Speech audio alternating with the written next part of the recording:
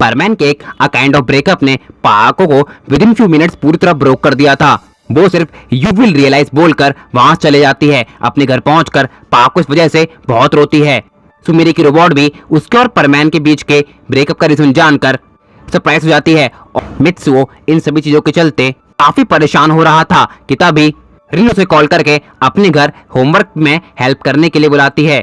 Mitsuo भी अपना mood ठीक करने के लिए उसके घर चले जाता है, लेकिन वहां पर मित्सुओ और रिन के बीच भी आर्ग्यूमेंट्स क्रिएट हो जाते हैं, जिस वजह से रिन भी काफी हर्ट होती है। आफ्टर सम टाइम मित्सुओ को इन दोनों बातों का काफी अफसोस होता है और वो पाको और रिन को मनाने के लिए अपना बेस्ट देता है, मगर वो दोनों मित्सुओ को बिल्कुल भी भाव नहीं देती। एंड एट द एंड ज्यादा मेंटल प्रेशर की वजह से मित्सुओ की तबीयत खराब हो जाती है। अब मित्सुओ अपने घर पर पाको और रिन को एक साथ देखता है। वो सभी आपस में बात कर ही रहे थे कि तभी मित्सुओ की मॉम एक लेटर लेकर आती हैं। मित्सुओ उस लेटर को पढ़ना स्टार्ट करता है।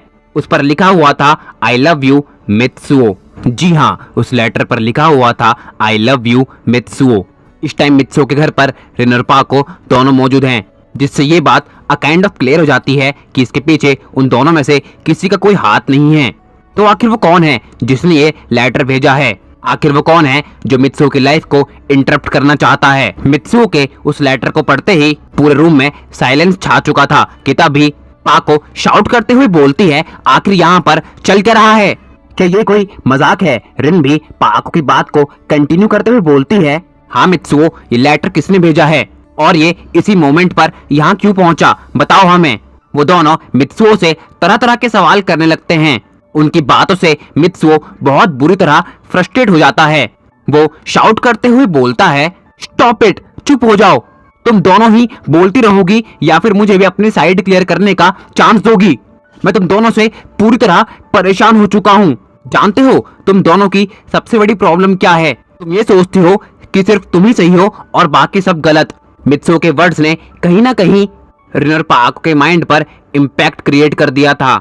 रिन पाको का हाथ पकड़ते हुए उसे बाहर बालकनी में ले जाती है। पाको बोलती है, तुम मुझे यहाँ पर क्यों लेकर आई हो, बताओगी? रिन कहती है, हे लिसन, क्या तुम्हें नहीं लगता कि हम दोनों ही कुछ ज्यादा सेल्फिश हो गई हैं? हम दोनों सिर्फ अपने ही गुस्से को इम्पोर्टेंस दे रही हैं। बट नाउ आई थिंक कि हम दोनों गलत हैं। देखो हमारी वजह से मित्सुओ का क्या हाल हो गया है। हाँ, शायद तुम सही कह रही हो। हमें चलकर मित्सुओ से माफी मांगनी चाहिए। और वो दोनों मित्सुओ के पास जाकर उसे सॉरी बोलते हैं। मित्सुओ कहता है, मैं तुम दोनों से बिल्कुल भी नाराज नहीं हूँ। इसमें हमारी कोई गलती नहीं है, गलती है सिचुएशन की, हालातों की। मित्सुओ को सॉरी बोलकर रिन तो पूरी तरह रिलीफ हो चुकी थी, मगर पाको अभी भी गिल्टी फील कर रही थी। उसे ऐसा लग रहा था कि मित्सुओ की इस हालत के लिए वही जिम्मेदार है। पाको मित्सुओ के हाथ पकड़ते हुए कहती है, I am so sorry Mitsuo, I know तुमने मुझसे बात करने की बहुत कोशिश की, मगर मैंने तुम्हें कोई रिस्पॉन्स नहीं दिया और इसके लिए मैं अपने दिल से शर्मिंदा हूँ। क्या तुम मुझे माफ करके फिर से हमारे बीच सब कुछ नॉर्मल कर सकते हो? मित्सुओ बोलता है, हमारे बीच कुछ गलत हुआ ही क्या था जो मुझे नॉर्मल करना पड़े? हाँ, रही बात उस दिन के इंसिडेंट की, तो बड़े बड़े शहरों में छोटी छोटी बातें होती रहती हैं। पाकोरिटा, आई मीन सेनोरिटा। पाको बोलती है, तुम भी ना मित्सुओ कुछ ज्यादा ही फनी हो। तुम्हारे लिए होना पड़ता है, वरना मजा कैसे आएगा? इतना कहते हुए मित्सुओ पाको को हग कर लेता है। उन दोनों को इतना क्लोज देखकर रिन काफी ज्यादा जेलस फील कर रही थी। वो कहती है, मैं अभी भी रूम में ही प्रेजेंट हूँ, इसलिए अगर तुम दोनों को यही करना है तो मैं यहाँ से चली जाती हूँ। मित्सुओ काफी लाइट वॉइस में बोलता है, हाँ चली जाओ। पाको कहती है, ए नहीं नहीं रिन, ऐसी कोई बात नहीं है, तुम्हें कहीं जाने की कोई जरूरत नहीं है। इसके बाद वो सभी उस लेटर के ऊपर डिस्कशन करने लगते हैं। मित्सुओ बोलता है, सच में मैं इस लेटर के बारे में कुछ नहीं जानता। रिन बोलती है, देखो इस लेटर का यहाँ पर इस वक्त आना कोई कोइंसिडेंस नहीं हो सकता। And now it is quite clear कि हम तीनों के बीच कोई मिसअंडरस्टैंडिंग क्रिएट कर रहा है। पाको बोलती है, मैं इतना तो श्योरली कह सकती हूँ कि मेरी साइड से इस कंडीशन को कोई क्रिएट नहीं कर सकता, क्योंकि कोई भी मेरी पर्सनल लाइफ के बारे में बिल्कुल भी नहीं जानता है। तो तुम दोनों को पता करना ही होगा कि आखिर कौन ये सब कुछ कर रहा है। पाको की बात सुनकर मित्सुओ रिन की तरफ एक सस्पिशियस वे में देखने लगता है। रिन बोलती है, मित्सुओ क्या तुम्हें मेरे ऊपर शक है कि मैं ये सब कुछ इनडायरेक्ट वे में करवा रही हूँ? मित्सुओ बोलता है, ऐसा नहीं है, मैं बस ये सोच रहा हूँ कि ये सभी चीजें तुमसे इतनी कनेक्टेड क्यों रहती हैं। आई मीन ये सब तभी क्यों होता है जब तुम मेरे आसपास रहती हो। क्या ये कोई क्लू या फिर पैटर्न है? रिन कहती है, बात तो तुम ठीक ही कह रहे हो, वैसे मैंने भी नोटिस किया है जब भी मैं तुम्हारे पास होती हूँ तभी ये सब होता है। वो सभी आपस में बात कर ही रहे थे कि अचानक से मित्सुओ की तबीयत बिगड़ जाती है। मित्सुओ एकदम से काफी तेजी के साथ खांसने लगता है। पाको बोलती है, आर यू ओके? रिन कहती है, मित्सुओ तुम बेड पर लेटो, मैं तुम्हें पानी देती हूँ। और वो दोनों मित्सुओ को काम करवा देती हैं। पाको बोलती है, मुझे लगता है कि अब तुम्हें रेस्ट करना चाहिए, अभी तुम पूरी तरह ठीक नहीं हुए हो। अब हम यहाँ से चलते हैं। रिन आओ, मैं तुम्हें तुम्हारे घर छोड़ दूंगी। रिन बोलती है, हाँ मित्सुओ अब हम चलते हैं, तुम अपना ध्यान रखना। इसके बाद वो दोनों मित्सुओ के घर से चले जाते हैं। अब नेक्स्ट हम देखते हैं, आज मित्सुओ मॉर्निंग में बहुत अच्छा फील कर रहा था, इसलिए वो सुबह सुबह रेडी होकर ब्रेकफास्ट करने के लिए चले जाता है। मित्सुओ की मॉम बोलती हैं, मित्सुओ बेटा तुम यहाँ पर क्यों आ गए? जाओ अपने रूम में जाकर रेस्ट करो, मैं तुम्हारा ब्रेकफास्ट लेकर वहीं पे आती हूँ। मित्सुओ कहता है, नहीं मॉम अब मैं ठीक हूँ और आज मैं स्कूल जा रहा हूँ। मित्सुओ की मॉम मित्सुओ को घर पे रोकने का बहुत ट्राई करती हैं, लेकिन मित्सुओ उनकी कोई बात नहीं सुनता। वो अपना ब्रेकफास्ट खत्म करते हुए अपने स्कूल के लिए निकल जाता है। स्कूल पहुंचकर जैसे ही मित्सुओ क्लास के अंदर एंटर करता है, वो देखता है कि आज रिन और एरी एक साथ नहीं बैठी हैं। मित्सुओ रिन के पास जाकर उसे गुड मॉर्निंग विश करता है। रिन बोलती है, मित्सुओ तुम स्कूल में तुम्हारी तबीयत अब ठीक है ना? मित्सुओ बोलता है, हाँ अब मैं ठीक हूँ। इफ यू डोंट माइंड क्या तुम मुझे बता सकती हो कि तुम एरी के साथ क्यों नहीं बैठी हो?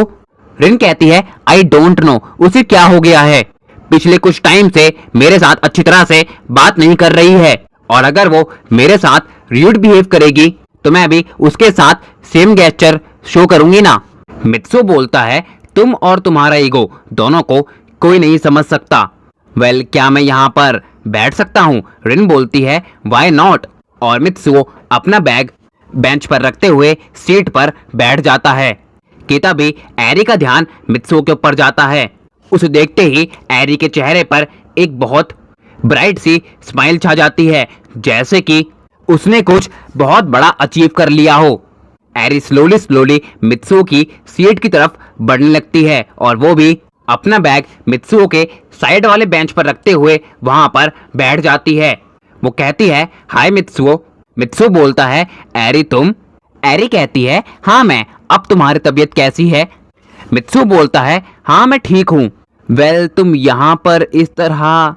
एरी बोलती है, क्या मैं तुमसे बात नहीं कर सकती? और हाँ आज मैं यहीं पर बैठने वाली हूँ। Any problem? मित्सुओ कहता है, मुझे क्या प्रॉब्लम होगी, तुम बैठ सकती हो, योर चॉइस। और वो रिन के साथ बातें करने लगता है। मित्सुओ और रिन दोनों ही एरी को ज्यादा नोटिस नहीं करते, मगर एरी का पूरा ध्यान सिर्फ उन दोनों के ऊपर था। उसका चेहरा गुस्से की वजह से पूरी तरह लाल पड़ चुका था। आफ्टर सम टाइम क्लास के अंदर टीचर एंटर करते हैं और वो अटेंडेंस लेते हुए अपना लेक्चर स्टार्ट करते हैं। क्लास के बीच में भी मित्सुओ और रिन एक दूसरे के साथ काफी स्वीट इंटरेक्शन कर रहे थे, जिसे देखकर एज आई सेड एरी को बिल्कुल भी अच्छा नहीं लग रहा था और उन दोनों को अलग करने के लिए एरी टीचर से कंप्लेंट कर देती है। वो कहती है, सर ये दोनों जब से क्लास स्टार्ट हुई है तब से ही बातें कर रहे हैं, स्पेशली रिन। इनकी वजह से आप जो भी पढ़ा रहे हैं मैं उसके ऊपर बिल्कुल भी कंसंट्रेट नहीं कर पा रही हूँ, प्लीज आप कुछ कीजिए। टीचर बोलते हैं, रिन मैंने तुम्हें कितनी बार कहा है क्लास के बीच में बात मत किया करो, और तुम मित्सुओ आज इतने दिनों के बाद आए हो और आते ही सबको डिस्टर्ब करना शुरू कर दिया। तुम दोनों ऐसे नहीं मानने वाले। रिन तुम क्लास से बाहर चली जाओ और मित्सुओ तुम आ जाए हो एंड तुम्हारी तबीयत भी ठीक नहीं है, इसलिए तुम जाकर पीछे बैठ जाओ। रिन अपनी सीट से खड़े होते हुए एरी को गुस्से के साथ देखने लगती है एंड वो उसे एक डेंजर लुक देते हुए क्लास से बाहर चली जाती है। तो गाइस इसी के साथ एंड करते हैं हम आज के हमारे इस पार्ट को। आई होप कि आप सभी लोगों को बहुत ज्यादा पसंद आया होगा।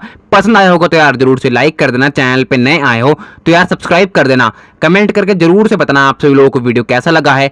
नोटिफिकेशन बेल को जरूर से प्रेस कर देना ताकि आप सभी लोगों को चैनल के आने वाले वीडियोस की नोटिफिकेशन सबसे पहले मिल सके। और यार चाहो तो अपने भाई को इंस्टाग्राम पर फॉलो कर लेना, आईडी का लिंक आप सभी लोगों को डिस्क्रिप्शन बॉक्स के अंदर मिल जाएगा।